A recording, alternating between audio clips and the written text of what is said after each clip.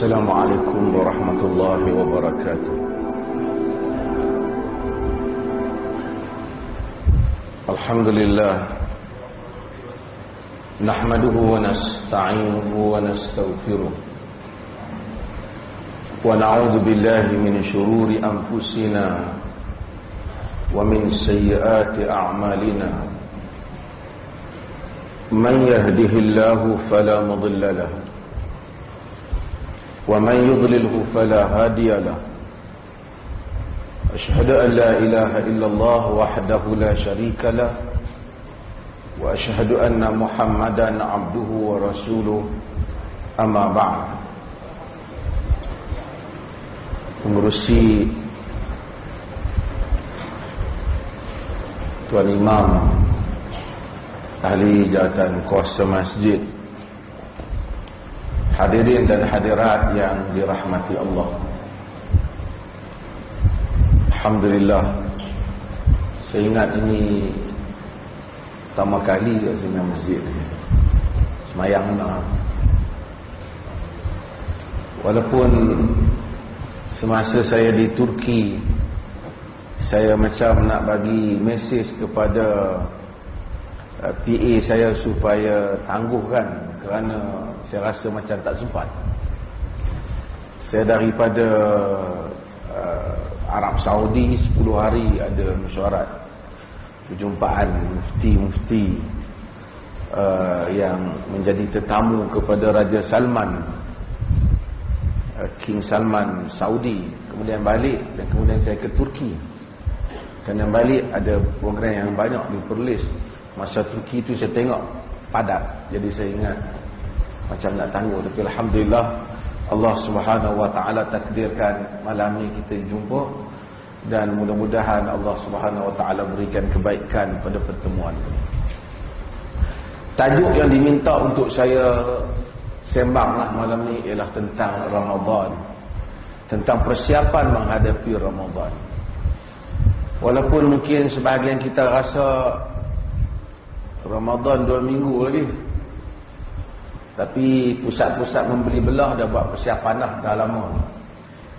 Geng-geng nak kempen raya dah lama.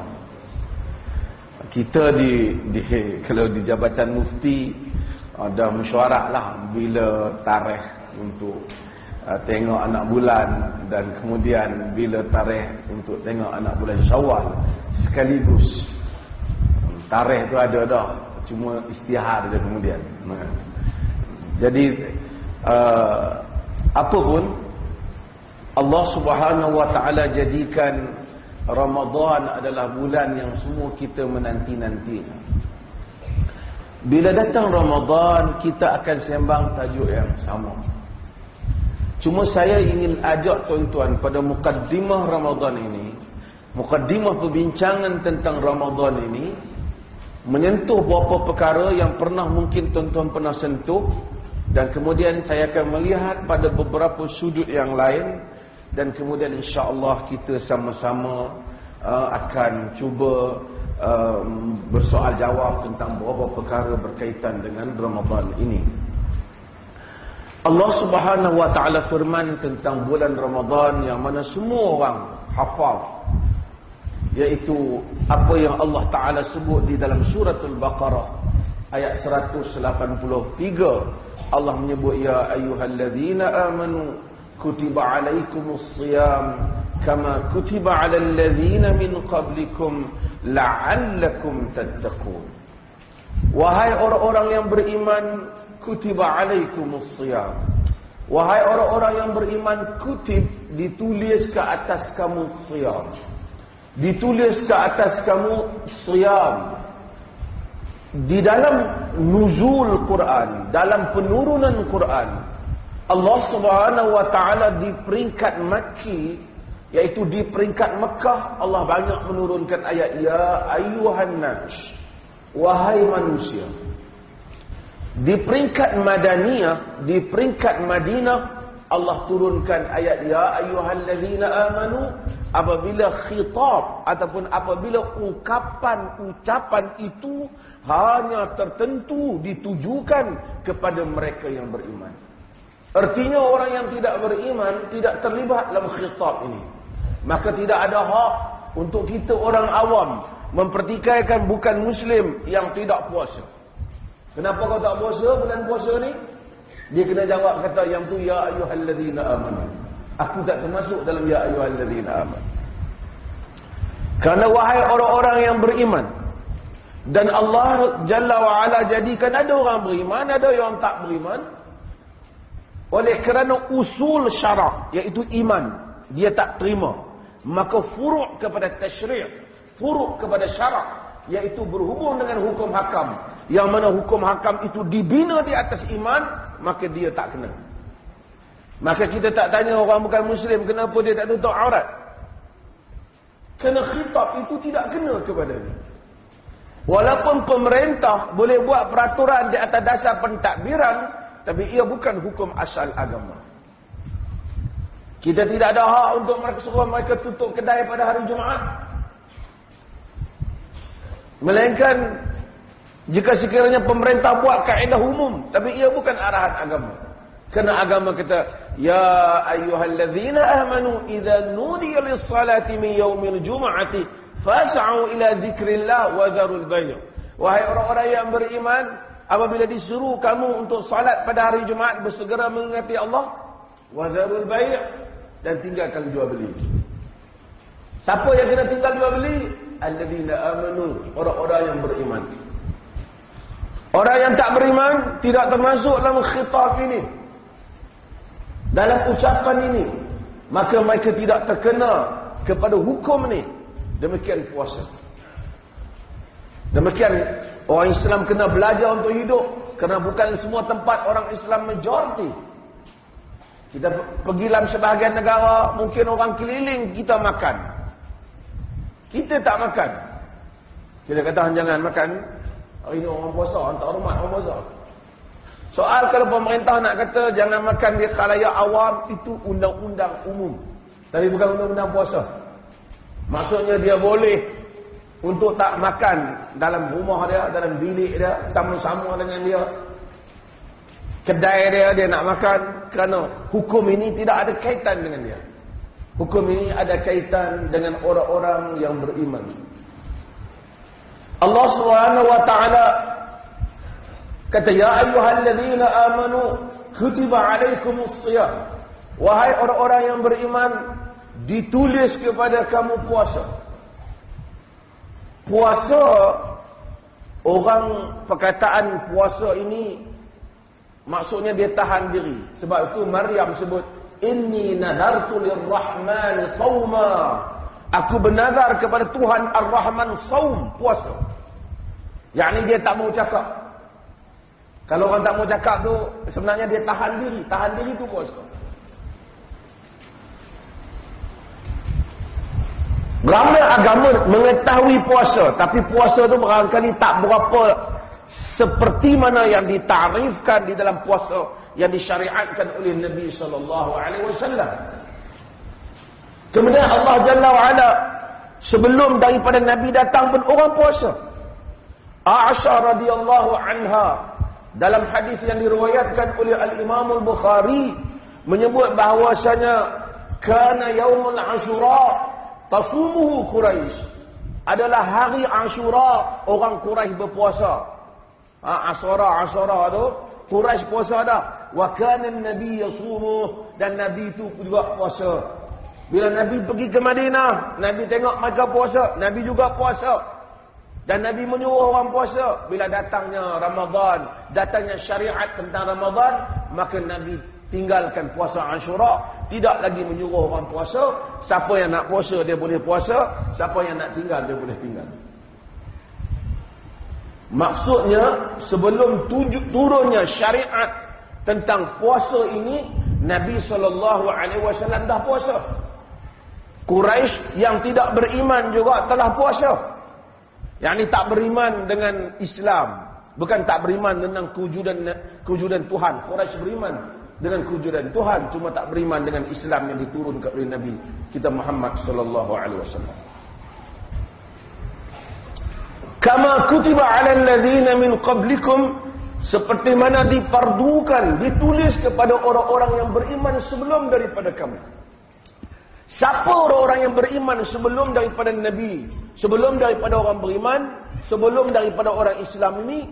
Termasuklah Yahudi, Nasara, termasuklah segala agama-agama yang datang kepada para Nabi yang lain sebelum daripada ini.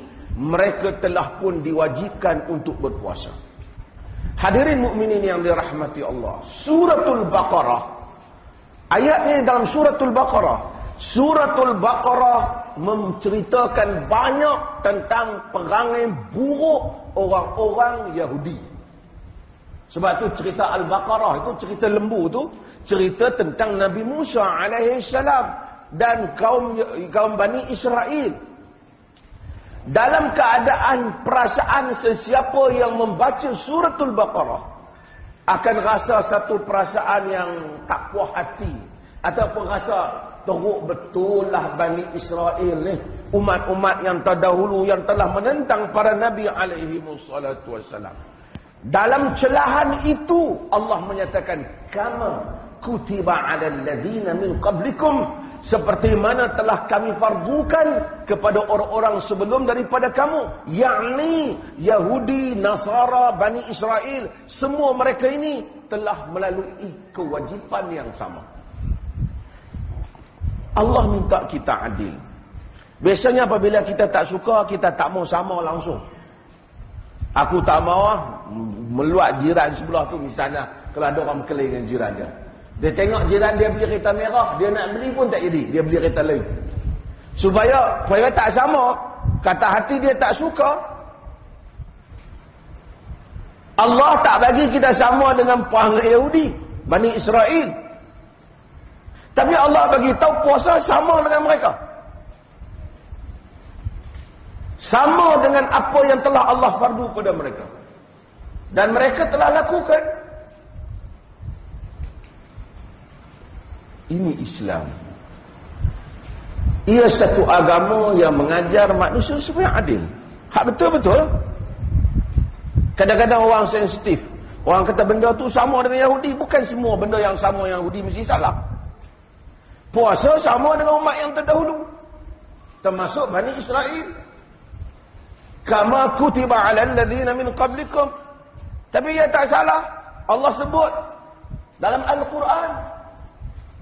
Kerana Allah mau wala yajrimannakum syana'anu qaumin ala alla ta'dilu i'dilu huwa aqrabu littaqwa. Jangan kamu jadikan kebencian kamu kepada satu kaum menyebabkan kamu tidak adil. Adillah kerana adil itu lebih dekat kepada takwa. Walaupun kita tak suka, ada benda yang sama. Kita sebut Allah. Quraisy dulu sebut Allah. Labbaik Allahumma labbaik. Quraisy sebut benda yang sama. Quraisy tulis perjanjian dengan Nabi. Bismikallahumma. Dengan namamu ya Allah. Buat perjanjian dengan Nabi. Ada benda yang sama. Mereka dulu tawaf antara Safa dan Marwah. Bila Islam datang, ada syariat sa'i antara Safa dan Marwah. Orang Islam rasa berat hati. Quran kata fala junaha alaik an yatawafa bihima. Maka tak salah untuk kamu tawaf di antara keduanya. Pasal apa tak salah, dia wajib. Nak cerita dulu mereka rasa salah. Pasal sama macam mana kita dulu masa jahiliah duk tawaf dah, ni nak tawaf lagi sekali. Tapi Allah jadikan sama. Ada benda sama. Sebab itu ada similarities. Ada persamaan kadang-kala antara tiga agama major, tiga agama utama dalam dunia ni. Kristian, Yahudi dan Islam. Sama tu bukan menunjukkan hinanya Islam, menunjukkan kesan daripada ajaran para Nabi alaihi wassalatu wassalam. Kita kena akui yang sama tu. Walaupun kadang-kadang kita tak suka. Syaitan ajar Abu Hurairah dalam riwayat Bukhari bahawa baca ayat kursi untuk selamatkan dari syaitan. Nabi SAW kata, "Amma annahu faqad saddaqaka wa huwa kadhub." Adapun dia, syaitan itu telah cakap benar sedangkan dia seorang pendusta. Dia cakap benar, dia dusta. Ada tak pendusta cakap benar? Ada, kadang-kadang dia cakap benar. Masa time dia cakap benar, kita kata benar. Ini agama yang mengajar supaya kita berinteraksi dengan fakta. Walaupun kadang-kadang kita tak suka dengan individu itu, tetapi faktanya benar, kita kena terima ia sebagai benar. Para Nabi alaihimussalatu wassalam, syariat mereka kadang-kadang banyak perkara yang sama. Nabi SAW sebut dalam hadis yang diriwayatkan oleh Imam Al-Bukhari dan Muslim, "Al-anbiya ikhwatun min allat, ummahatuhum syatta wa dinuhum wahid." Para anbiya ini merupakan saudara mara daripada keluarga yang macam-macam. Arab sebut auladul allat dalam bahasa Arab, maksudnya anak daripada mak yang macam-macam. Pak dia satu, mak banyak. Jenis pak ni bini banyak. Dia panggil auladul allat. Anbiya ni kata Nabi daripada anak daripada mak hak banyak. Mak macam-macam tapi agama mereka satu. Yang ni zaman macam-macam. Bani Israel lah, bangsa itu, bangsa ni. Kerana setiap Nabi diutuskan kepada bangsanya. Dan Nabi kita Muhammad diutuskan untuk seluruh manusia. Tetapi didikan Tuhan sama dalam sebahagian perkara. Antara perkara yang Tuhan bangkitkan yang sama. Dan supaya Tuhan mau kita ingat ia sama. Ialah puasa. Boleh saja untuk Allah Subhanahu wa taala kata, "Ya ayyuhallazina amanu kutiba alaikumus shiyam la'allakum tattaqun." Mudah-mudahan wahai orang yang beriman difardukan kepada kamu puasa supaya kamu bertakwa. Tapi Allah ingatkan, "Kama kutiba alal ladzina min qablikum." Seperti mana telah difardukan kepada orang-orang yang sebelum daripada kamu. Supaya dia ingin mengingatkan kita tentang hubungan agama ini. Agama ini tidak bermula dengan Nabi Muhammad sallallahu alaihi wasallam.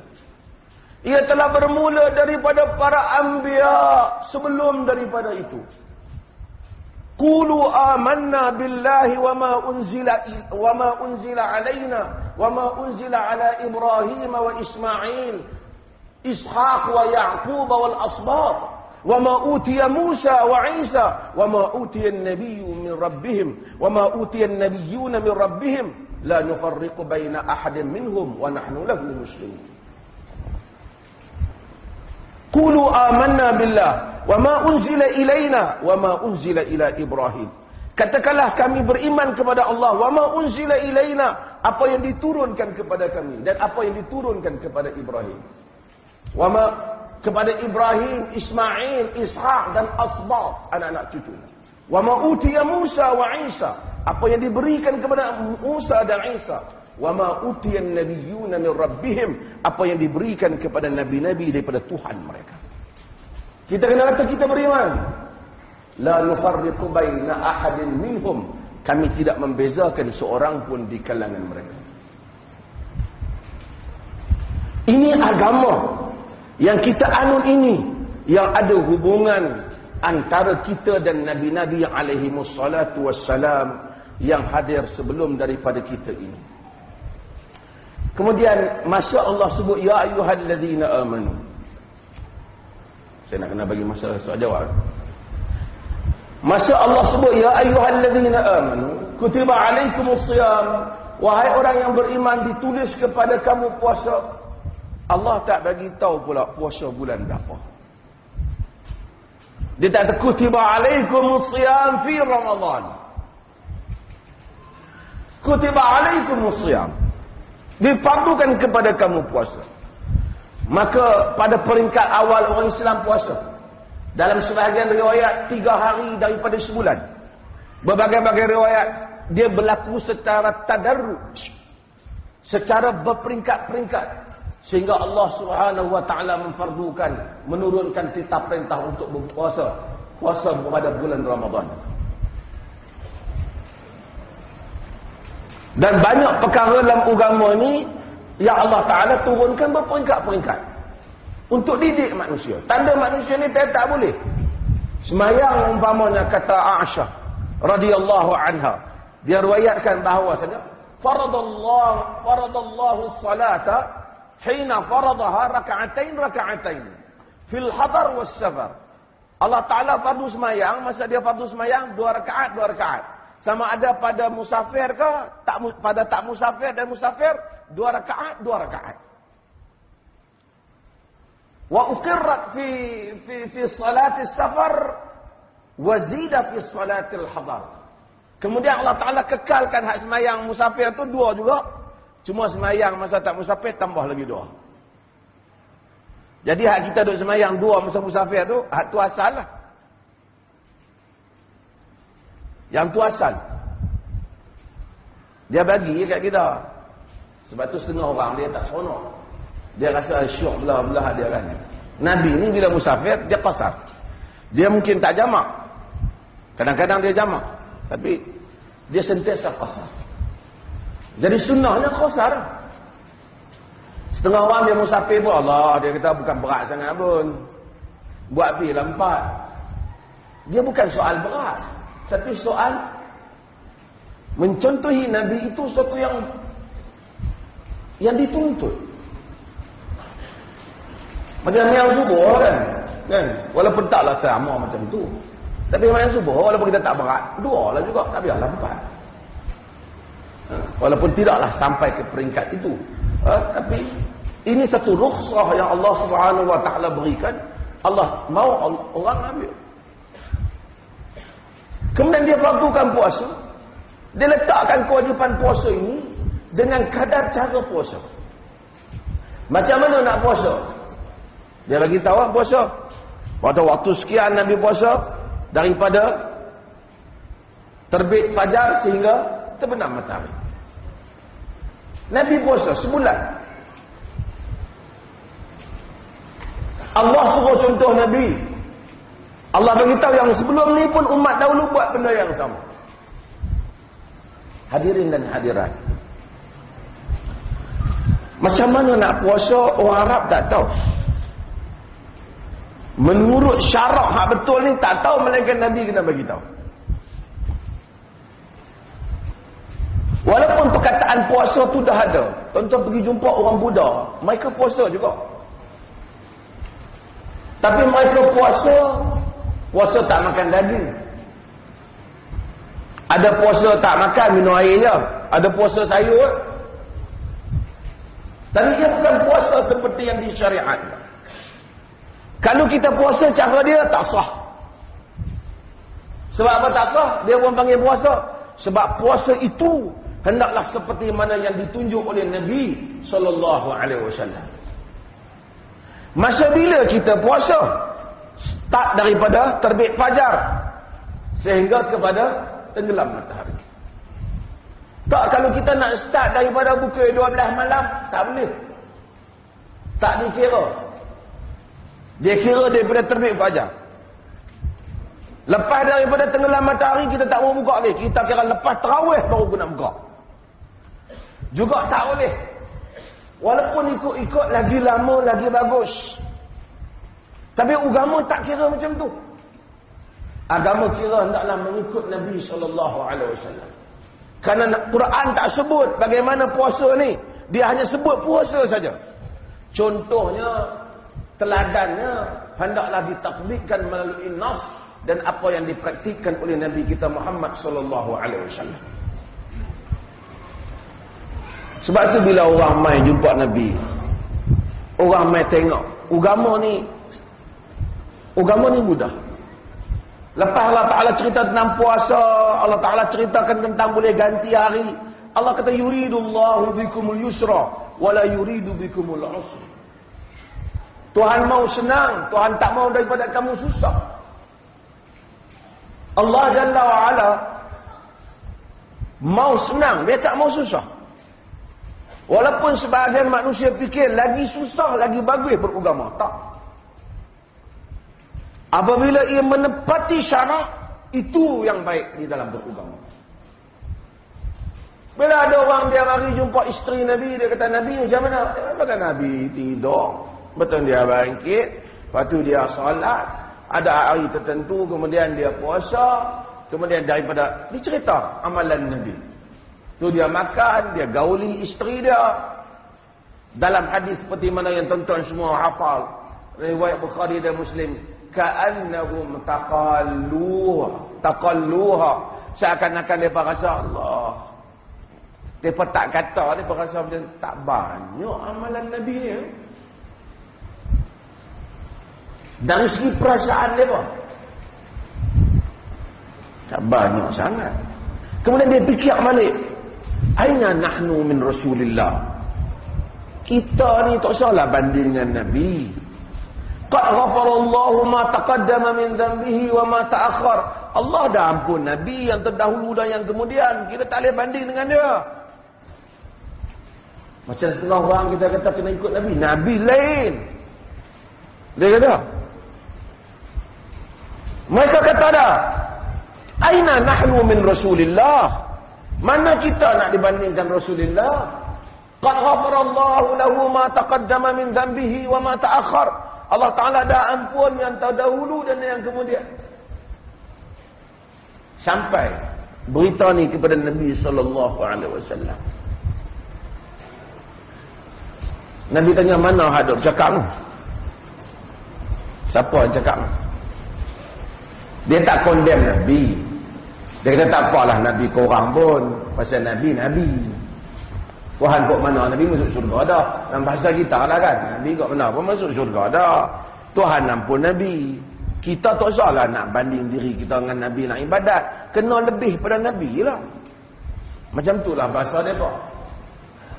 Mafhum daripada maksud kataan dia. Nabi tanya, hak mana ada cakap tu? Nabi kata, amma wallahi inni la akhsyakum lillah wa atqakum lahu. Demi Allah, kata Nabi, aku orang yang paling takwa kepada Allah, yang paling takut pada Allah dan paling takwa kepadanya. Nabi dah agaklah, betul lah.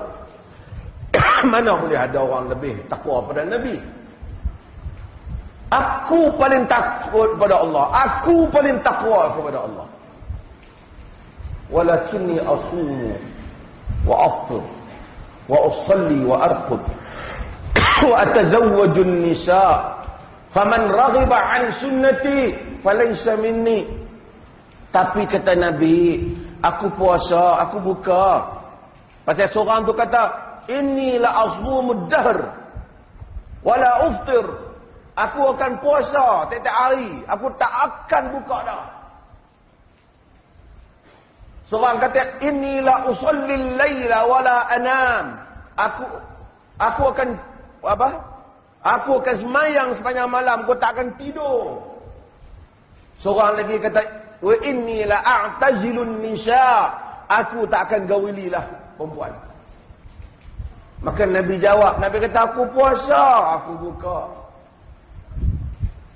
Wa usalli, aku semayang dan aku tidur. Wa atazawwajun nisa, dan aku menggauli wanita. Faman raghiba an sunnati falaysa minni. Sesiapa yang berpaling daripada sunnahku, dia bukan di kalangan aku. Ini benda yang kita kena letak dalam fikiran kita. Kadang-kala kita baca buku Tok Wali sekianlah, ustaz mana kau tulis boleh sekianlah. Tulis tu pun kita pun tak tahu dia ambil sumber daripada mana. Kita pun baca, wali sekian 40 tahun tak tidur kerana beribadat. Kita kata hebat. Wali sekian berapa puluh tahun tak pernah hari yang dia tak puasa. Kita kata hebat. Tapi hamba ni pernah ditanya oleh sahabat, Nabi tak izin. Mungkin wali tu tak buat pun. Mungkin orang panggil dia wali, dia tak wali. Kemudian mungkin dia tak buat, anak murid ni lebih apa? Kuah daripada sudu ke sudu daripada kuah. Tambah bagi lajak. Orang Arab kata yubahirul qissah. Spice up. Tambahlah. Kicap toyu sikit, bubur rempah je kat atas.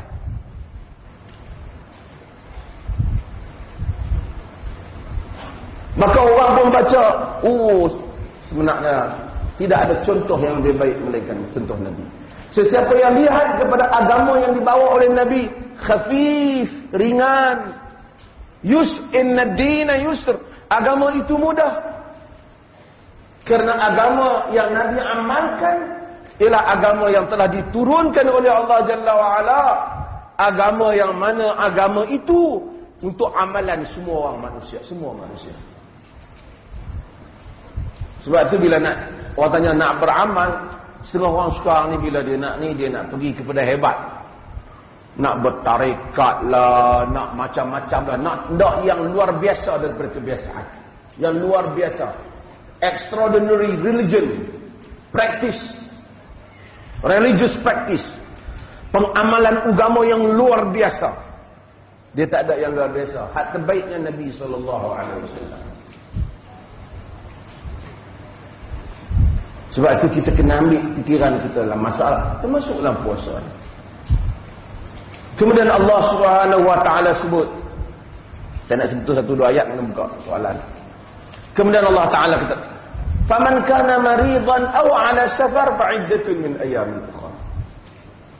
Siapa yang sakit ataupun musafir, fa'iddatun min ayyamin ukhra. Dalam bahasa Arab dia boleh macam ni, "Faman kana maridan aw musafiran." Siapa yang sakit atau musafir, fa'iddatun min ayyamin ukhar, maka bilangan pada hari yang lain. Itu terjemahan dia. Tapi dia kata faman kana maridan, sesiapa yang marid, man kana marid, siapa yang marid, sakit, au ala safar, ataupun berada di atas safar, di atas perjalanan. Menunjukkan yang sakit boleh buka puasa. Yang musafir lagi tak duduk atas musafir, tak boleh buka puasa. Maksudnya kalau dia nak musafir pukul 12 tadi, pagi ni di rumah dia bulan Ramadan, dia tak boleh buka puasa. Sehinggalah dia memulakan musafiran dia. Dia kata kok mana apa hari ni lagi nak jalan dah. Sagi gini kita, sagi pas pukul 12 musafir aku ke Johor, dia tengok bola menang kalah. Kan? Umpamanya pi. Dia kata musafir boleh buka puasa. Tapi lagi dia tak kata faman kana maridan au musafiran. Siapa yang sakit dan musafir, tak. Faman kana maridan au ala safar. Siapa yang musafir, siapa yang sakit atau berada di atas safar. Yakni hendaklah dia berada di dalam musafir dahulu, baru dia mendapat kemudahan berbuka puasa. Hikmah syarak banyak. Mana tahu tiba-tiba bas tak jadi pergi ya? Ataupun kat terbang tak boleh pergi ya? Tak boleh musafir pada hari itu. Pasal apa buka puasa? Ini adalah kehalusan Al-Quran. Dan Quran kata fa'iddatun min ayyamin ukhra. Maka bilangan-bilangan pada hari yang lain. Maka kalau tak ni ambil bilangan satu hari dengan satu hari. Satu hari dengan satu bilangan pada hari yang lain. Maka tak betul lah orang kata kalau sekiranya buka puasa bulan Ramadan nak ganti dia tu 10 hari baru padan. Tak. Quran, arahan kita balik pada arahan Quran. Bila nak kena ganti? Ganti selagi mana tak langkah tahun yang berikutnya. Aisyah radhiyallahu anha kata, "Kana 'alayya shaum min Ramadan." Aku ada wajib puasa Ramadan ke atasku, fama astati'u an aqdi. Aku tak dapat puas ganti illa fi Sya'ban, sehingga pada bulan Sya'ban. Aisyah dia tangguh ganti ya. Nak ganti tak ada, nak ganti. Sampai masuk bulan Syaban baru dah nak ganti. Pun Nabi SAW tidak dia menganggap itu sebagai satu kesalahan. Kemudian selepas, nak panjang nak cerita, last. Selepas Allah Ta'ala cerita Ramadan, puasa, boleh ganti. Tuhan cakap satu benda yang saya nak sentuh dan tuan-tuan suruh sentuh, tapi saya nak sentuh beberapa sudut. Allah kata, lepas pada ayat tentang ya ayyuhalladzina amanu kutiba alaikumusshiyam, kemudian Allah sebut syahrul ramadan alladzi unzila fihi alquran, kemudian Allah sebut wa idza salaka ibadi anni fa inni qarib ujibu da'watad da'i idza da'an falyastajibu li wal yu'minu bi la'allahum yarshudun. Wa idza salaka ibadi anni fa inni qarib. Lepas habis cerita puasa, apabila hamba-hambaku bertanya engkau wahai Muhammad tentangku, sesungguhnya aku ini dekat. Ujibu da'wata da'i idza da'an, aku sambut seruan orang-orang yang berdoa apabila mereka berdoa. Saya nak ajak tuan-tuan faham apa benda. Tuan-tuan, nak dekat dengan Allah ni dia nak kena ada jalan sampai kepada dia. Ayat Quran ini dari segi tertib dia seolah memberi isyarat bahawasanya puasa mendekatkan pada Tuhan. Maka bila orang tanya Nabi, Tuhan mana? Nabi tak kata kalau hampa nak Tuhan, hampa kena main kat aku lah. Hampa ejah dengan aku, akulah hubung hampa dengan Tuhan. Hampa semua jauh. Aku Nabi, aku dekat. Allah Ta'ala tak suruh Nabi jawab macam tu. Wa idza sa'alaka ibadi anni fa inni qarib. Wa idza sa'alaka ibadi anni, dan apabila hamba-hambaku bertanya engkau tentangku, fa inni qarib, sesungguhnya aku ini dekat. Asalnya dia nak macam ni, faqul inni qarib, katakanlah aku ini dekat. Tapi oleh kerana nak gambarkan dekatnya Tuhan kepada orang yang puasa tu, faqul itu macam tak perlu ada. Apabila hamba-hambaku bertanya engkau tentangku, sesungguhnya aku ini dekat. Maksudnya katakanlah sesungguhnya aku dekat. Tapi Allah buang bagi nak gambarkan dekatnya Allah dengan hamba. Sebab apa hamba bertanya? Sebab hamba tanya, sebab hamba selalu rasa jauh dengan Tuhan. Dan agama ini selalu diambil kesempatan oleh orang-orang yang mengaku mereka wakil Tuhan. Yang mengaku mereka wakil Tuhan. Dalam sepanjang sejarah agama. Kerana manusia yang beragama, bukan semuanya memang mencari Tuhan. Tapi ramai orang beragama mencari kesempatan di atas nama Tuhan.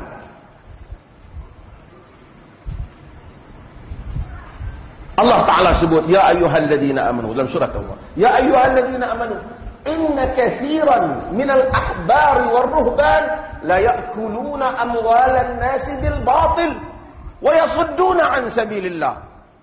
Wahai orang-orang yang beriman, kebanyakan daripada ahbar warruhban, ahli-ahli bijak pandai agama dan ahli-ahli ibadat, yakni di kalangan ahli kitab, la ya'kuluna amwalan nasi bil batil, makan harta orang secara batil. Bukan Tuhan bagi tahu kaki judi makan harta orang secara batil, kaki tipu orang, tetapi golongan agama makan harta secara batil. Quran bagi tahu siapa ni? Pendeta-pendeta Yahudi hak ilmu banyak, ahlul kitab. Allah namakan mereka ahlul kitab. Kita kadang baca kitab dia, ahlul kitab, ahli kitab. Maksudnya dia tahu belakalah kitab tu. People of the book. Orang yang tahu kitab. Tapi la ya'kuluna amwalan nasi bil batil. Makan harta orang dengan cara batil, wa yasudduna an sabilillah, dan halang orang daripada jalan Allah. Macam mana mereka buat macam itu? Sedangkan mereka tahu kitab. Pasal mereka tahu kitab lah. Mereka tahu macam mana cara nak ambil duit orang. Mereka boleh buat atas nama Tuhan, hampa kena bayar yang ni. Atas nama Tuhan, hampa kena bayar kat aku yang ni. Atas nama Tuhan, hampa kena bayar aku yang ni. Sehingga dalam Kristian terkenal, as soon as the coin in the coffer rings, the soul from purgatory springs. Sepantas wang shilling itu masuk di dalam tabung itu berbunyi, sepantas itulah roh dikeluarkan daripada alam barzakh. Sehingga berlakunya kebangkitan di dalam agama Kristian menentang penyelewengan Vatikan dalam mengutip duit orang yang dinamakan dengan indulgences, di mana mereka keluarkan risalah, tulis nama bapa, tulis nama mak untuk mendapat pahala. Dengan pahala ini maka dapat dibebaskan daripada neraka. Edar orang Kristian di Germany, orang Kristian di Eropah disuruh menyelamatkan keluarga mereka dengan membeli borang itu dan membayar the coins in the coffer,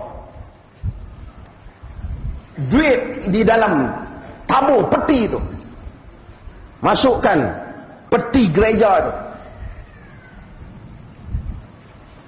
Tuhan ingatkan, inna kathiran minal ahbari wal ruhban la yakuluna amwalan nasi bil batil. Ramai di kalangan mereka makan harta benda orang secara batil. Kerana mereka buat benda tu. Mereka banyak jalan fikir. Kalau awak nak selamatkan, mari saya doakan, awak kena bayarlah sikit kat saya. Isi borang 10 pound, 20 pound, 1 emas, 2 emas. Sebab orang awam jahil. Dan sebab itu Nabi kata, iqra'u Quran. Wasallallahu qabla an ya'tiya zamanun unasun yaqra'una al-Quran wa yas'aluna an-nas. Dari riwayat Abu Daud, baca Quran, minta pada Allah. Sebelum datang pada satu zaman, orang akan baca Quran dan minta duit daripada orang. Oleh kerana manusia rasa jauh. Pasal apa kita pergi bayar duit kat, kenapa Kristian pergi bayar duit kat Padri? Kenapa Yahudi pergi bayar duit kat pendeta? Sebab dia rasa dia jauh. Kita tak sampai kat Tuhan. Kita perlukan orang tengah. Tuhan bagi tahu pada orang yang berpuasa, wa idza sa'alaka 'ibadi 'anni fa inni qarib. Apabila hamba-hambaku bertanya engkau tentangku, sesungguhnya aku dekat. Nabi tak kata apabila hamba-hamba bertanya engkau tentangku, hampa semua tak sampai ke Allah. Aku. Pada hadiah Nabi. Turih, inni qarib. Bagi tahu aku dekat. Yani Allah dekat. Ujibu da'watad da'i idza da'an. Aku menyambut seruan orang-orang yang berdoa apabila mereka berdoa. Falyastajibu li. Sahut seruanku. Mereka kena sambut seruan aku. Waliyu'minu bi. Beriman denganku. La'allahum yarshudun. Mudah-mudahan mereka mendapat petunjuk. Ini perkara yang perlu kita fahamkan kepada orang awam. Kerana pada hari ini tuan-tuan, hadirin dan hadirat, apabila ramai orang nak pada agama di dalam masyarakat kota, masyarakat yang mula sibuk, bila sibuk, saya buat contohlah nak bagi faham keadaan perbezaan masyarakat. Walaupun hari ini manusia pandai berhubung, kita kenal dengan semua orang. Kita kenal. Kita pergi, dulu kita jumpa satu orang, zaman tak ada telefon, tak ada apa, mungkin 5 tahun pula baru boleh kita jumpa. Sekarang ni saya pergi ke Antalya di Turki. Ada satu global summit. Obama anjur dipilih. Berapa orang dijemput daripada Malaysia, ada 2-3 orang dijemput. Saya termasuk salah seorang. Pergi ke situ, macam-macam Datuk Bandar. Balik kita dapat berhubung semua. Semua dulu dalam grup. Boleh tanya tu, tanya ni, manusia berhubung. Tapi manusia berhubung dengan teks. Manusia dah hilang. Sibuk dengan manusia. Teks sana, teks sini. Dulu orang tak ada telefon. Orang duduk, anak satu orang pergi mengaji di universiti mana di Kuala Lumpur, nak telefon pak dia, kena telefon tu public tu. Tak pun kedai tu angkat. Assalamualaikum. Ni Pak Cik, Pak Man tolong bagi tahu kat ayah saya Ustaz, lagi pukul 3.30 saya nak telefon. Pak Man pun lalu kok, Assalamualaikum ni anak hang abang tadi pukul 3.30 tak boleh hampir tunggu dia telefon tu. Pak Man berhubung ayah, kita berhubung dengan Pak Man. Berapa orang manusia terpaksa berhubungan face to face, menghadap, bersosial. Zaman sekarang manusia sibuk. Anak duduk dalam rumah tak cakap dengan pak, duduk tengok ni ya. Sehingga bini kata alangkah indahnya jika aku jadi handphone kan. Sentiasa lelaki dia pegang dan tengok. Walaupun manusia sibuk. Kemudian manusia macam-macam penipuan. Manusia cari terus mengejar dunia yang hebat ni. Manusia masalah dia tak ada masa. Walaupun perhubungan dia banyak, hari-hari dia nak kena chat dengan ramai orang. Daripada menteri orang bawa semua, dia nak kena ambil tahu apa dia tu kata. Dulu kita tak peduli pun. Akhirnya manusia sibuk dan jauh daripada keluarga mereka, jauh daripada Tuhan. Manusia rasa dia nak kembali segera kepada Tuhan. Nak cari jalan pantas sepantas handphone dia. Lalu dia datang ke masjid. Dia tengok ceramah agama. Tapi dia tak tahu jalan kepada Tuhan. Dan ada orang mudahkan dia. Ambil kesempatan. Tak payah kalut-kalut. Main minum ayak saya, insya-Allah terus okey. Main salam dengan saya, ramai orang ambil kesempatan. Dulu bila kita mengamalkan sunnah, orang faham solat, amal akhlak Nabi. Lah amalkan sunnah, makan minuman sunnah 25 hari. Agama dikomersialiskan. Semua orang fikir apa yang boleh saya buat duit dengan agama ni. Bulan puasa, kalau saya ustaz, apa benda pula saya nak jual? Bukan saya kata semua. Hatta orang yang datang ke masjid ni tak ada lah. Ni masjid di Zimbabwe. Hatta orang datang masjid, jadi EJK masjid, belum tentu dia memakmurkan rumah Allah. Mungkin dia nak pegang kuasa. Sebab tu walaupun dia tak larat, tak bagi ke orang juga. Mungkin kerana dia nak menjadikan itu aktiviti sosial dia. Mungkin dia nak mengekalkan pengaruh di tempat dia. Hatta orang politik, hatta orang yang bagi sedekah ke masjid, dia mau nama dia disebut. Lalu kita tidak tahu lagi hakikat agama. Orang lebih banyak mencari habuan dunia. Kata Nabi, wa baturiyatid dunya bi'amalil akhirah. Dicari dunia dengan amalan akhirat. Ketika ini orang keliru. Semua hak cari itu, tuan-tuan hak saya amal ni, inilah yang Nabi kata, tuan-tuan untuk dapatkan fadilat ni, ambil 12 ringgit setengah. Habis daripada ceramah ni, beli. Manusia campur antara amalan akhirat dengan kepentingan pribadi. Pasal apa orang ada pasaran? Sebab orang rasa jauh dengan Tuhan. Kita tak boleh sampai. Mufti boleh sampai. Kita tak boleh sampai. Tok Syekh boleh sampai. Kita tak boleh sampai. Ustaz boleh sampai. Bila tanya Ustaz macam mana saya nak balik pada Allah, InsyaAllah ikut saya, ambil apa-apa ni produk saya. Dia macam tu. Tapi Nabi tak. Wa idza sa'alaka ibadi anni fa inni qarib. Apabila hamba-hambaku bertanya engkau tentangku, sesungguhnya aku dekat. Sebab Nabi tak ada kepentingan dakwah, melainkan untuk dakwah. Ud'u ila sabili rabbik. Dia seru ke jalan Tuhannya, dia tidak seru ke jalan poketnya.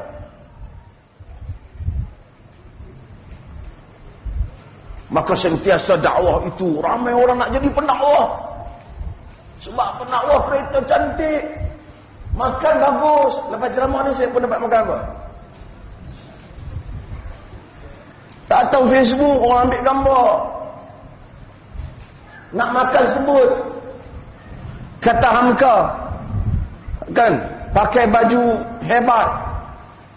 Pisang sesikat di bau, number one dress dulu zaman tu. Bekasnya diminum orang. Kalau nak kahwin, bismillah. Bukan salah untuk menghormati orang saleh. Kalau benar-benar saleh. Tapi saleh itu bukan penceramah. Saleh orang dekat dengan Allah. Jadi mufti belum tentu saleh. Jadi mufti belum tentu dekat dengan Allah. Mufti bukan Tuhan nanti, bukan Nabi nanti. Kerajaan nanti. Ustaz kita nanti. Kalau kita tak panggil ustaz, dia orang main encik je lah.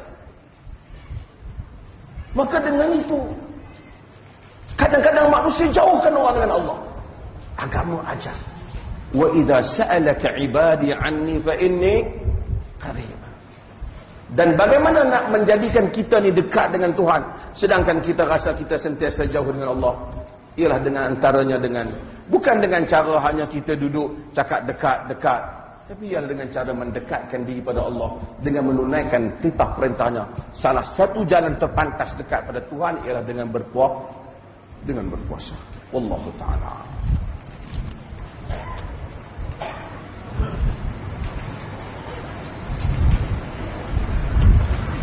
Saya jawab soalan.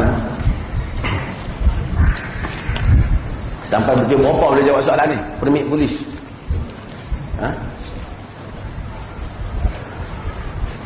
Ini pasal Pulau Pinang. Boleh tak apa? Saya boleh nak permit.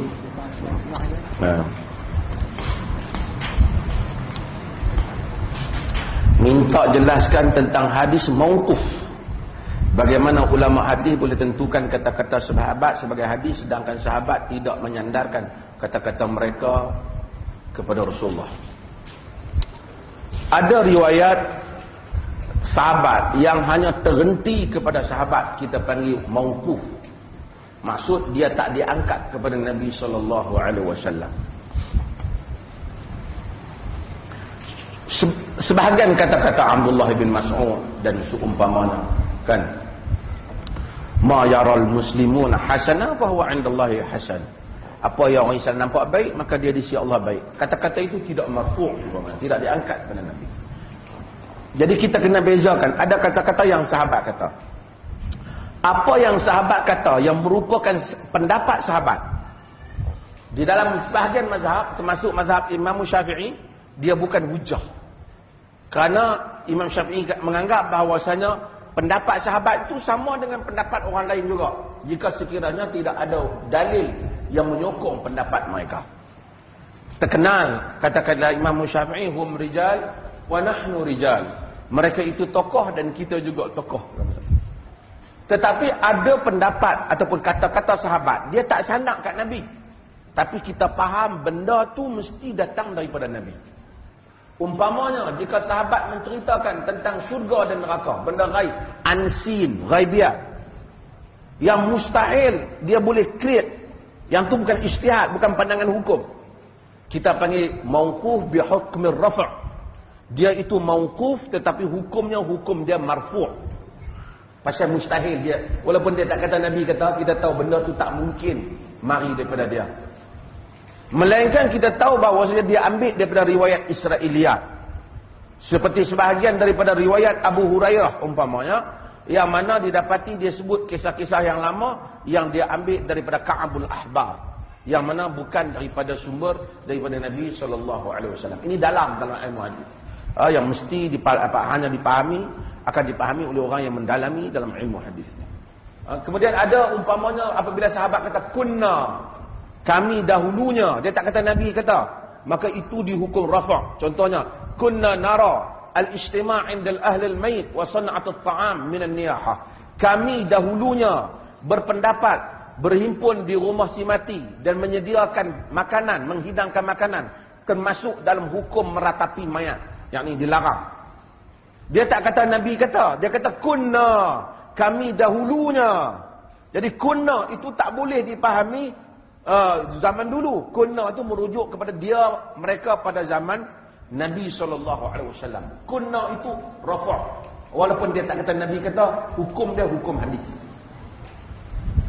Ini banyak dalam banyak bab yang ini kena bab khusus lah.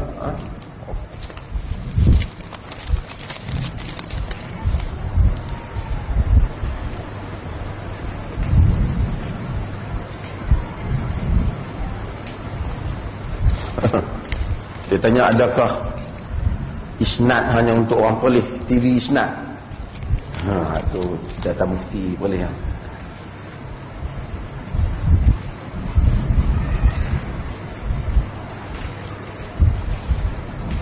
Kalau seorang itu meninggalkan puasa atau puasanya terbatal, sama ada sengaja ataupun tidak sengaja, adakah perlu membayar fidyah, kifarah, atau cukup sekadar hanya mengqadakan puasa?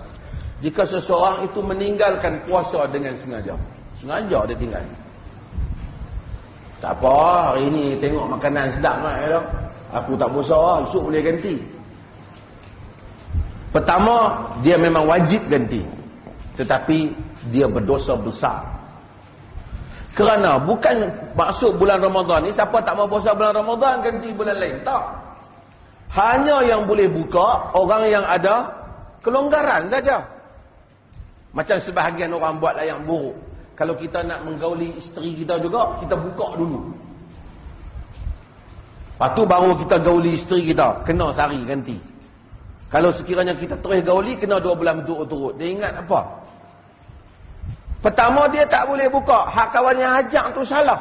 Mana boleh satu orang pergi buka puasa tanpa sebab? Quran kata, faman kana maridan aw ala safar. Siapa yang sakit dan musafir.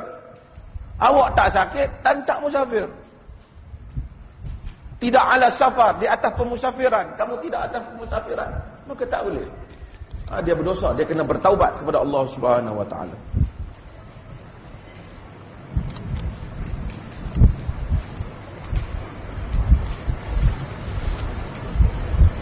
Bila kita mencuri satu barang ataupun wang, adakah bila kita telah menggantikannya dikira sebagai hutang?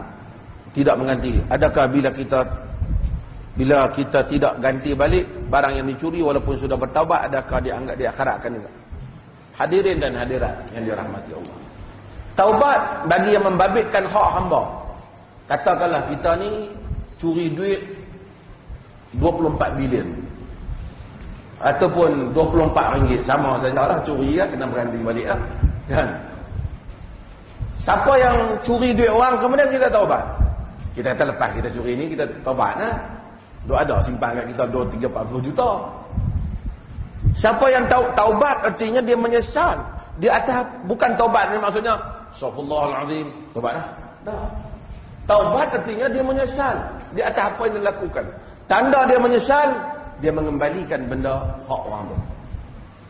Jadi kalau kita curi rumah sebelah tu, kita bagi baliklah hak dia punya. Kerana syarat taubat yang membabitkan hamba lain, kena kembalikan harta dia. Katakanlah masa taubat tu reta tu pun tak ada.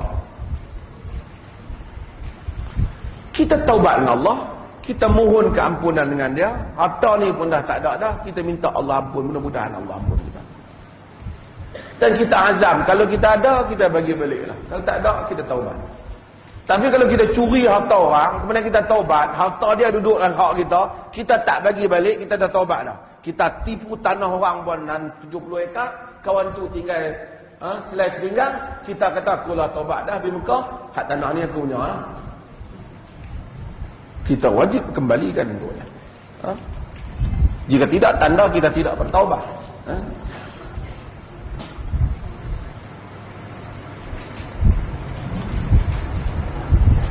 Tanda seorang telah murtad, sama ada dia sedar atau tidak bahawa dirinya murtad. Tuan-tuan, orang yang tak tahu, dia tak boleh jadi murtad. Jahil tak murtad. Kadang-kadang ni ada orang yang mudah sangat duk bagi orang murtad. Tuduh orang murtad. Tuduh orang dengan tuduhan-tuduhan. Tuan-tuan, dalam banyak sejarah, manusia ini sesat di atas dua. Sama ada dia sesat kerana dia cuai, tak mau mengamalkan agama.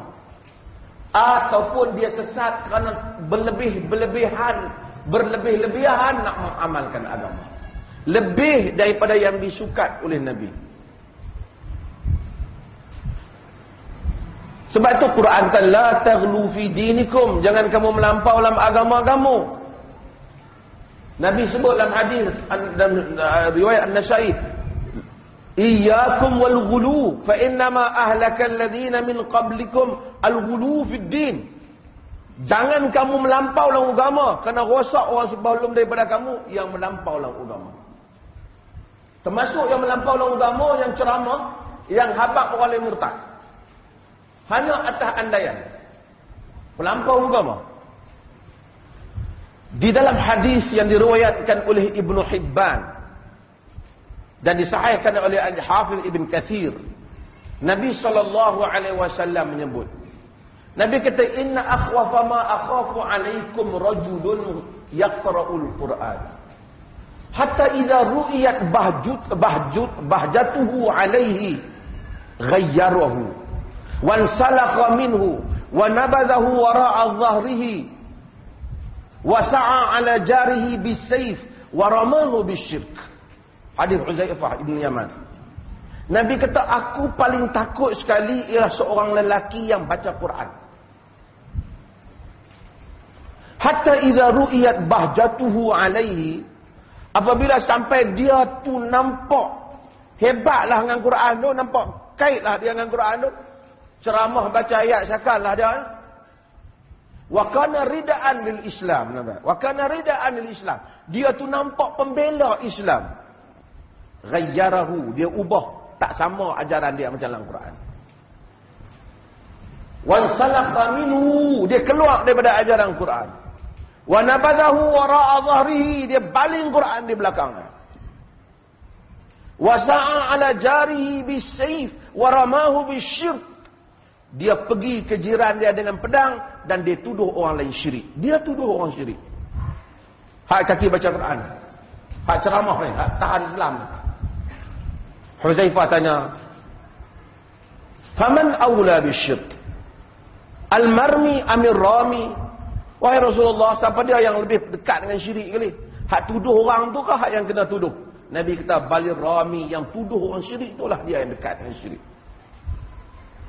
Artinya murtad ni tak apalah, tapi jaga-jaga dengan puak yang suka memurtadkan orang, yang disebut sebagai khawarij di dalam sejarah agama. Orang yang tak tahu, dia tak boleh murtad. Murtad ni tak boleh kata, murtad dah, aku murtad, tak pasal pun, tak boleh. Dia bukan murtad ni, dia sengaja nak mencabar Allah dan Rasul, merendahkan Allah dan Rasul, baru dia jadi murtad.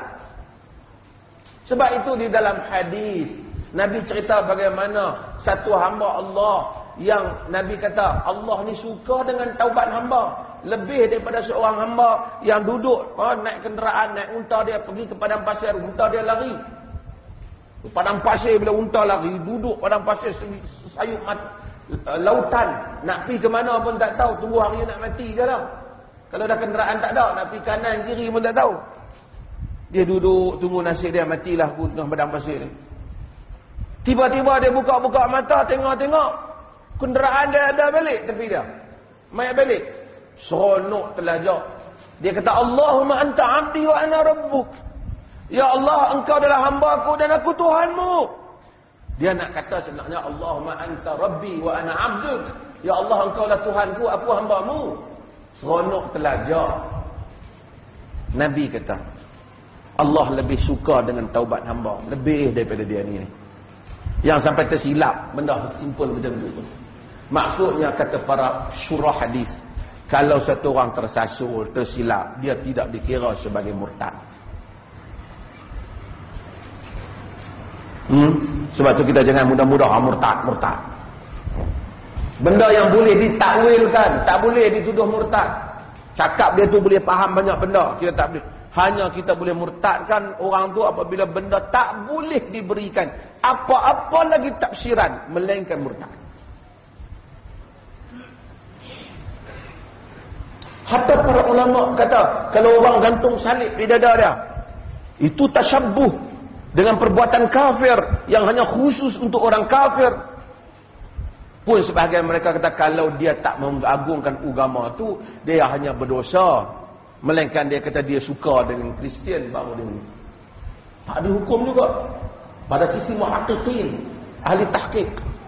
Sebab itu hati-hati dengan orang musta'jilin, orang yang qillat faham, kurang faham tapi lajaknya lebih di dalam hukum.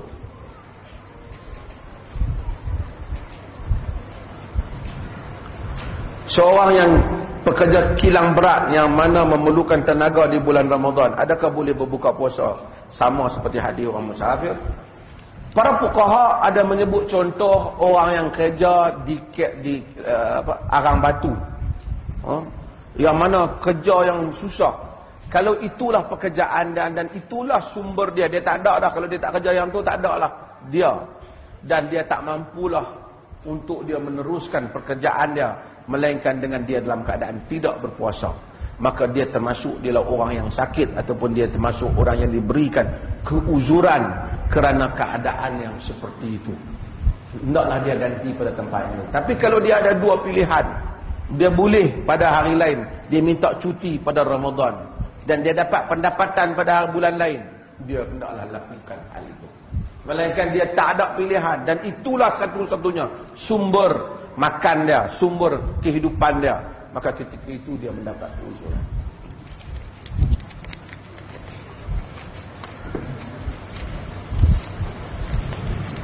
Nak ketik derma sekali insya-Allah.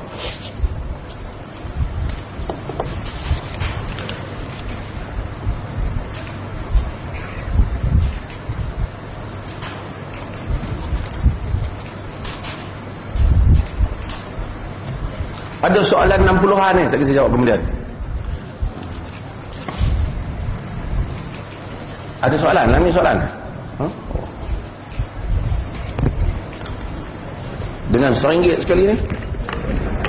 Duit borang kau ni.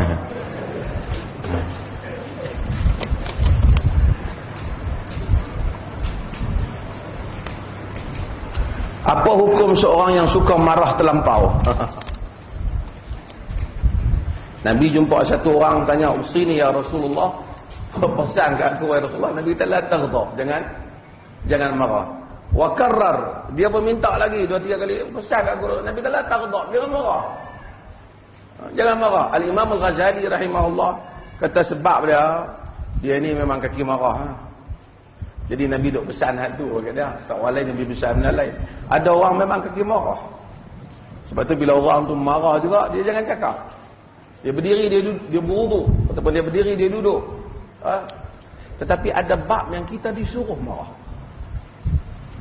Orang buat mungkar yang ternyata mungkar, cool, relax, guna marah. Anak kita buat benda yang mungkar, takkan kita nak biar? Tak usah, jangan marah. Kita kena marah, kan? Nabi SAW kena marah.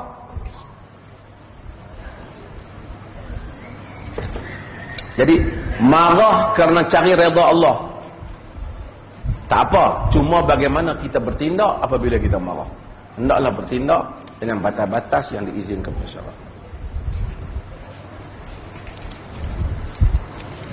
Saya jawab hal lain dulu.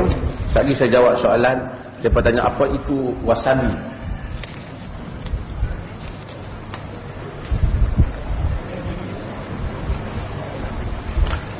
Ada tak hadis sahih melarang kanak-kanak semayang di saf bersama dengan ibu bapa apabila semayang tarawih hampir semua? Masjid, kanak-kanak akan buka kelab di belakang berlari bising. Ini adalah perbuatan sebahagian orang yang tak mesra kanak-kanak. Di sini tak ada lah, saya cerita ni di Colombia. Sebahagian orang dulu muda-muda dia tak main masjid. Bila pencen dia main masjid, dia jadi gangster masjid. Budak-budak main masjid, baru masuk masjid, dia abang, jangan bising budak baru main, tak cakap apa lagi. Sebab tu kita heran, pasal apa budak-budak minat tempat hiburan, tak minat masjid. Pasal apa budak-budak bising? Sebab kita yang bagi dia bising. Nabi SAW salat dalam hadis Anas. Nabi salat, Anas salat di belakang Nabi. Wa sallaitu wara'ahu wal yatimu wa sallaitu ana wal yatim wara'ahu. Aku dan yatim sembahyang belakang Nabi. Budak yatim kecil sembahyang tepi Nabi. Ibnu Abbas semasa dia duduk di rumah Maimunah, tengah malam dia tengok Nabi semayang tahajud. Dia semayang di kiri Nabi. Fa akhadhani wa ja'alani an yamini. Nabi pegang tangan kepala, dalam sebagian riwayat fa akhadha bi ra'si. Nabi pegang kepala dia. Nabi pusing dia duduk sebelah Nabi. Ketika itu umur dia lebih kurang 6-7 tahun dia.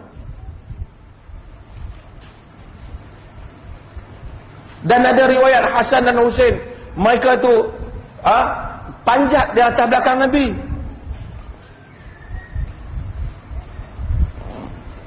Sahabat tunggu lama Nabi sujud. Nabi kata tak mau kacau depa, biar pergi selesai dulu.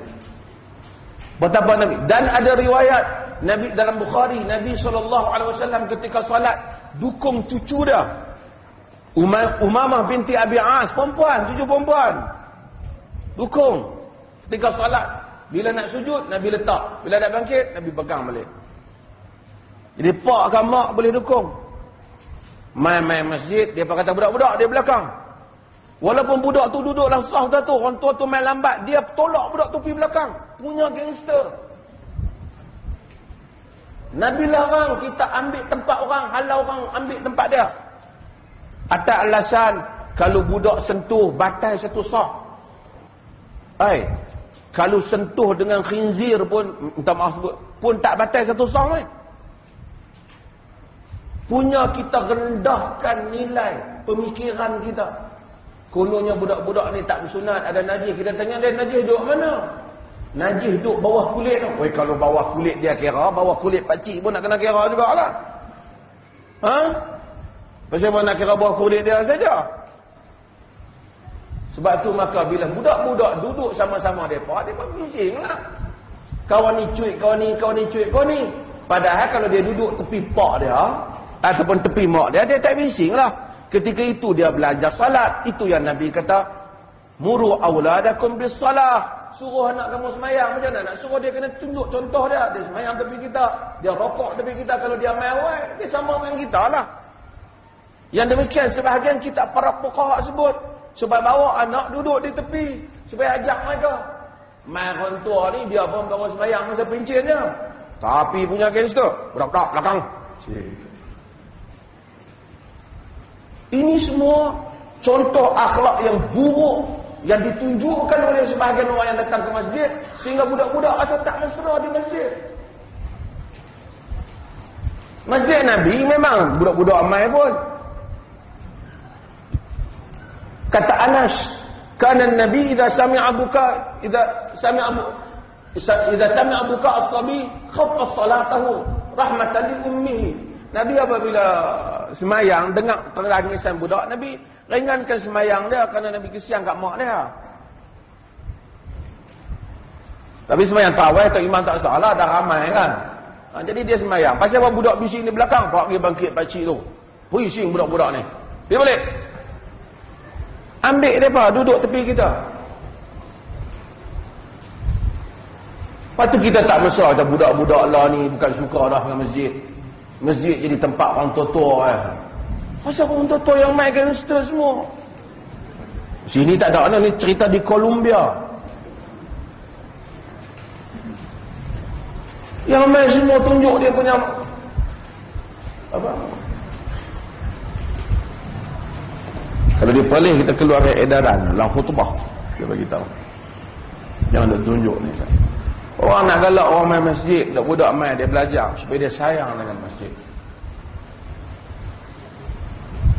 Seorang lelaki yang mu'allaqatun qalbuhu bil masjid. Lelaki yang terikat hatinya dengan masjid. Sini tak ada cerita tadi. Apa lagi soalan ni?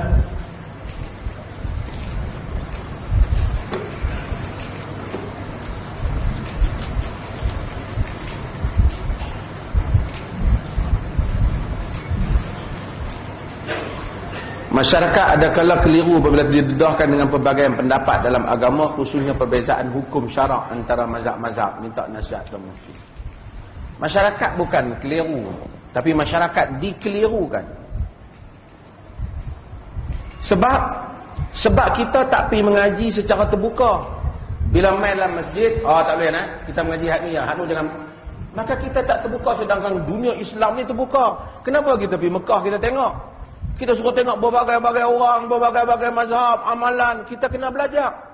Jadi kita cerita macam ni, orang ni amal macam ni, kenapa orang ni tak baca kunut, kenapa orang ni baca kunut, supaya bagi tahu dalil mereka. Jadi adanya muqaranah, fiqhul muqaran, fiqh perbandingan. Bila orang mengaji di masjid, oh dia tahu banyak. Tapi bila ustaz tu sendiri, sini tak ada, setengah ustaz dia tak tahu. Dia pun kata, jangan, kita satu mazhab yang mengaji. Jangan duk mengaji banyak-banyak, salah. Takkan semazhab lain salah. Imam, mazhab lain, Imam Malik, imam, guru kepada Imam Syafi'i. Mazhab Abu Hanifah, walaupun Abu Hanifah, Imam Syafi'i tidak pernah jumpa dengan dia, tapi dia mengambil ilmu daripada Muhammad Hasan Al-Syaibani. Imam Ahmad ambil ilmu daripada Imam Syafi'i. Semua mereka berhubungan. Kata Imam Syafi'i, an-nasu fil fiqh iyal ala Abi Hanifah. Manusia dalam fiqh itu terhutang budi dengan Abu Hanifah. Dan Imam Malik sebut Syafi'i hujjati amam Allah. Syafi'i hujah aku depan Allah. Imam Malik puji keilmuan Imam Syafi'i. Imam Ahmad bagi tahu pada anak dia bahawa Imam Syafi'i antara 6 yang dia doa sentiasa waktu tahajud kepada Allah. Wasyafi'i linnas kasyamsu lil ardh. Syafi'i kepada manusia itu bagaikan matahari kepada bumi. Bagaimana mereka menghormati, maka mempelajari ilmu. Tapi bila kita mengaji satu je, lain daripada hak kita pernah amalkan, oh salah, ni sesat. Tak mungkin, ini imam. Ada perkara yang mungkin kita tak tahu semua. Ada mungkin benda yang dalam mazhab kita mungkin tidak begitu tepat. Saya buat contoh bagi mazhab orang dulu, tak boleh marah buat mazhab sendiri. Dalam mazhab Abu Hanifah umpamanya, dia sirkan amin. Waladhdallin. Amin. Dia tak dengar. Sedangkan dalam hadis-hadis jelas amin. Sahabat sebut. Dan masjid Dajj, masjid itu berdengung dengan bunyi amin. Dengan menghormati Abu Hanifah, tapi kita rasa pendapat ni tak boleh pegang. Tak apalah, bukan kena kata Imam Hanafi sesat. Kerana ada hadis.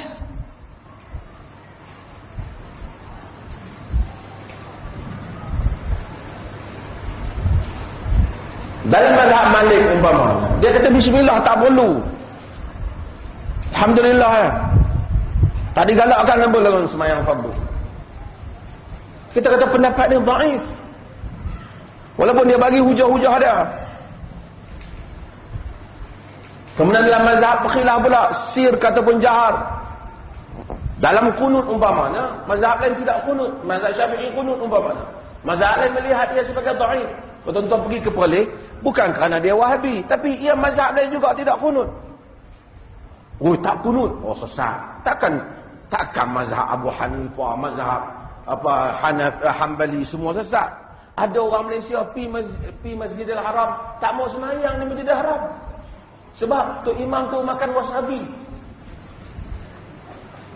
Dia kata Tok Imam Masjidil Haram tu tak mazhab Syafi'i.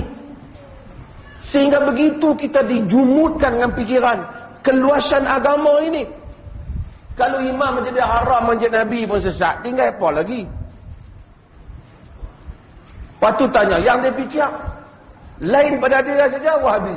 Sampai orang pun jangan Wahabi tu apa? Seorang tu tanya saya, Wahabi apa? Saya tak tahu, ada makanan Jepun tu.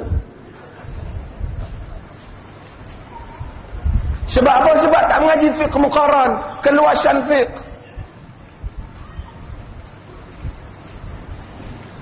Saya sebut benda mudah untuk faham. Tonton pergi ke Perlis, umpamanya, harum manis wajib zakat.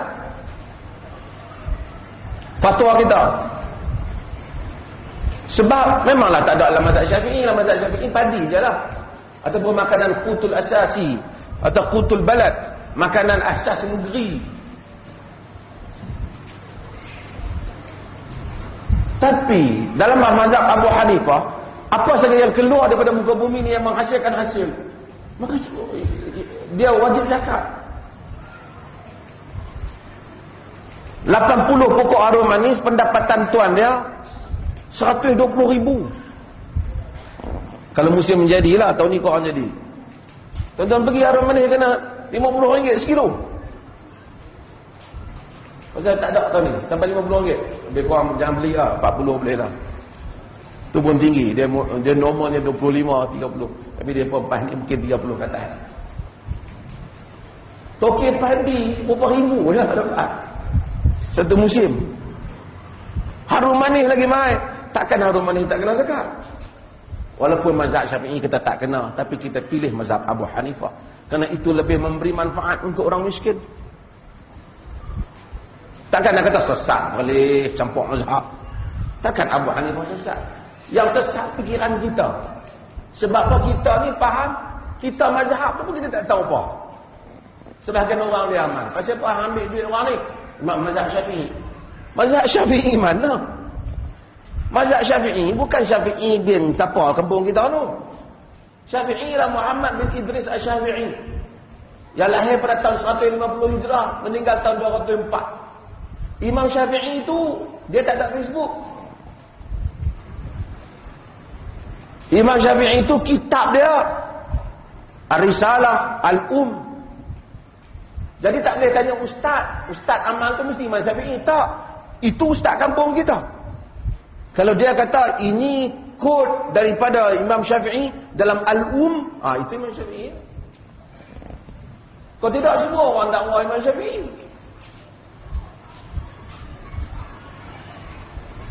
Sebab itu maka dakwaan. Sebab apa? Orang yang dakwa ni banyak. Pertama mungkin dia tak tahu. Kedua mungkin kawan tu dia pening kepala. Bila orang tanya dia banyak sangat hukum. Dia tak kerti. Orang kata apa siapa orang amal macam ni? Tak salah. Sesat semua tu. Dia bukan sesat, senang. Dia tak tahu. Kan? Dia pergi tengok Arab ambil air sembahyang, sapu stokin buat tahi. Dia tak tahu. Dia tak pernah tengok. Dia duduk kampung dia. Dia mengaji khuf. Khuf dia mengaji kulit. Dia tengok yang ni stokin apa? Kain. Sesat dia kata. Dia kira ayat dia sesat je. Maka dia keliru. Ada bab al-mas'u 'alal jawrab, sapu di atas jawrab. Fik ni luas. Siapa tak mau ambil dah boleh. Fik ni luas. Sebab itu mengaji bagi kepelbagaian. Bukan keliru tu kerana orang awam keliru. Orang awam pakcik tua tuan-tuan. Saya pergi Mekah, Madinah, Mekah, Allah kadang-kadang fitnah zaman ni. Pakcik tua usaha nak masuk ke Raudhah tu. Raudhatul Rasul tu. Antara rumah dengan mimbar. Kita ingat kot dia nak boleh 2 rakaat situ. Kalau tengok susah lah tua. Masuk pakcik tu punya susah. Cakap pula handphone telefon. Tak. Rupanya nak update Facebook dia. Saya tengok orang tua ni barangkali 80 dah umur ni. Bersusah payah kerana nak tangkap gambar untuk Facebook. Fitnah.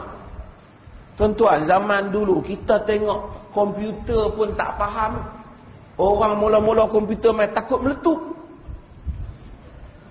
Hari ni orang pandai. Semua device yang canggih-canggih di ujung jari. Ni smartphone, pakcik, makcik semua tahu dah macam mana nak WhatsApp, macam mana nak buat pandai. Teknologi tinggi. Pasal apa? Pasal dibiasakan. Cucu ajak, anak ajak, semua orang lain ada. Pasal apa nak mengaji tentang perbezaan mazhab apa semua tak boleh? Pasal tak dibiasakan. Masjid tak kata tak boleh mengaji sebagai orang kata. Pasal apa tak boleh mengaji dalil? Jangan mengaji dalil banyak-banyak. Kita orang awam tahu hukum saja. Dalil ustaz je tahu. Ustaz pun tak tahu. Sebab apa? Sebab tak dibiasakan. Nabi kata ad-dinu yusr, agama itu mudah. Bila dia tak biasa, orang tanya dia tak tahu. Orang dulu ilmu tak ada. Kanser, penyakit kanser, penyakit apa, tak tahu ilmu. Pi kat Tok Bomo bubuh layak ni, tengok ni siapa tak nampak mata apa kan. Tengok. Ni tak lain ni hantu raya. Hantu raya kena selalu. Hantu raya pun tak ada persatuan apa, tak boleh bertahan diri lah. Jadi Tok Bomo habis dah hantu raya. Habis dah Tok Bomo pasal. Itu kata hantu raya dah Tok Bomo. Pelesit lah kot. Sebab ilmu tak ada. Orang kampung pun kata, itulah mak hang tu bukan apa, pelesit duk makan. Pergi tengok doktor, tengok rupanya kena kanser. Sebagian orang ilmu tak ada. Orang habaq tentang pandangan hukum yang berbeza-beza. Orang tanya ustaz, ada ustaz tu kata pandangan hukum Wahabi ya. Macam tu untuk raya tu. Pasal dia tak tahu pandangan itu ada, dia tak baca kitab mana. Kita ada 4 mazhab yang masyhur, macam-macam kau. Pergi tengok, pergi Mekah tengok macam-macam. Itu semua ni keluasan agama. Tidak ada siapa mengkafirkan yang lain. Agama ini luas. Sebab itu maka buka minda kita baru kita boleh jadi orang bijak.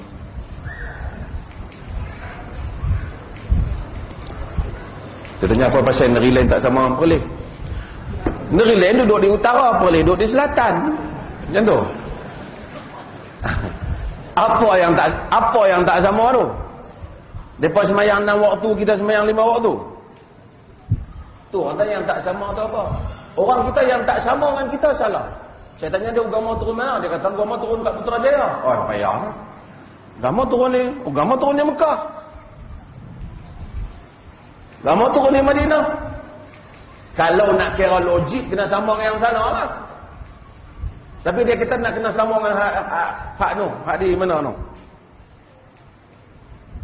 Kalau nak kira logik lah.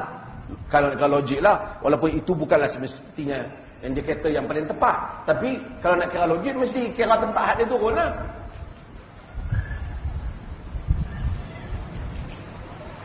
Ini adalah benda yang sama tu sama apa?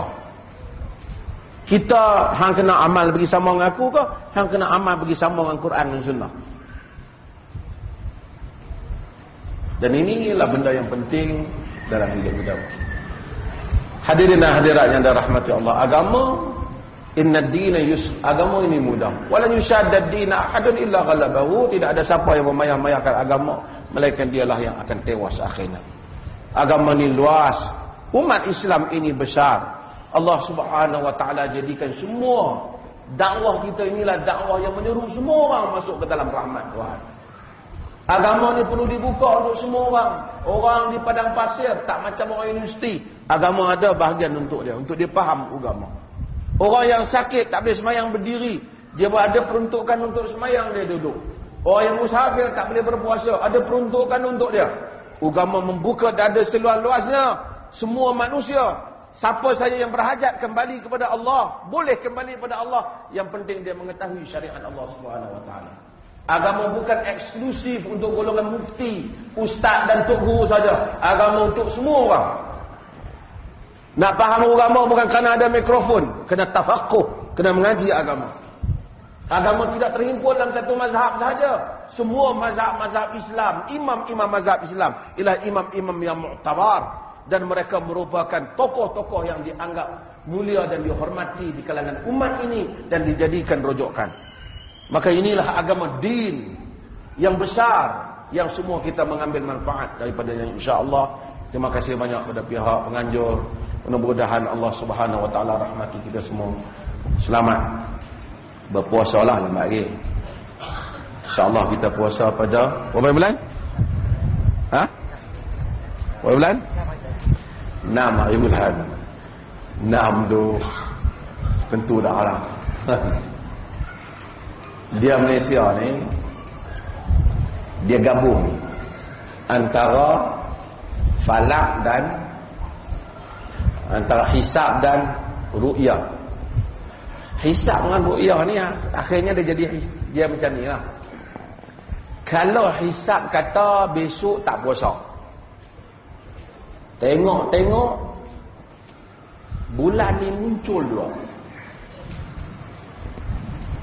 Di Malaysia ni sejarah pernah nampak anak bulan, saya ingat tak sampai 20 kali kot. Sejak dia tengok. Kali terakhir saya rasa nampak, tak silap saya 2010 kot. Semua pantai timur, tempat tengok anak bulan pantai timur, sekali pun dalam sejarah tak pernah nampak. Pantai Selatan, Kelantan, Perlis, sekali pun tak pernah nampak. Serta Penang pun sama, aku ingat dalam rekod dia sekali pun tak nak nampak. Ada nampak tempat lain berapa kali ya kita nampak? 3-4 kali, saya ingat tak sampai 20 kali. Hak kata puasa tu sebab atas dasar hisab. Macam ni lah. Katakanlah dia kata hak namai ni. Contohlah. Contoh nak tahu lah. Macam mana kira? Tak payah saya tahu lah. Kan kira. Dia kata 6 hari bulan menurut hisabnya, menurut falaknya 6 hari bulan puasa. Tengok 5 kan? Tidak 7 lah kan? Ataupun dia kata, katakanlah dia kata 6 hari bulan, 7 hari bulan, dia kata 6 hari bulan tak nampak. Kalau contoh dia kata 6 bulan tak nampak, menurut kiraannya tak puasa lah. Hak kali ni puasa, menurutnya tak puasa. Tiba-tiba tengok ada kalau dia okey, ketika itu dia pakai ru'yah, dia ke tepi kalau dia hisap tu. Tapi benda tu macam susah nak berlaku lah. Tapi kalau dia andaikan tengok tak ada, tapi di segi hisapnya memang ada, dia pakai hisap. Hak 6 hari bulan ni dia pakai hisap lah, walaupun dia tahu dah tengok tak nampak. Tapi tiba-tiba tengok ada, hisap ada, okey lagi lah. Kalau tengok tak ada pun dia kira ada, dia kira puasa. Jadi bila mereka kata nak buat, biasanya tengok mufti kena pergi kan, dia pun kata kita nak kena sampai mungkin berapa jam, 7.47 kot barulah kita penghabis untuk time tengok tu. Saya kata nak tengok apa lagi dah, hampa putih dah kan. Jadi macam tu lah. Lebih artinya 6 tu dia keputusan dari segi hisab lah kita puasa. Ulama khilaf dalam hal ni, khilaf dalam hal ni, khilaf dalam hal ni, panjanglah cerita hal ni. Tapi kiranya 6 hari bulan puasa lah lebih kurang, insyaAllah. Wassalamualaikum warahmatullahi wabarakatuh.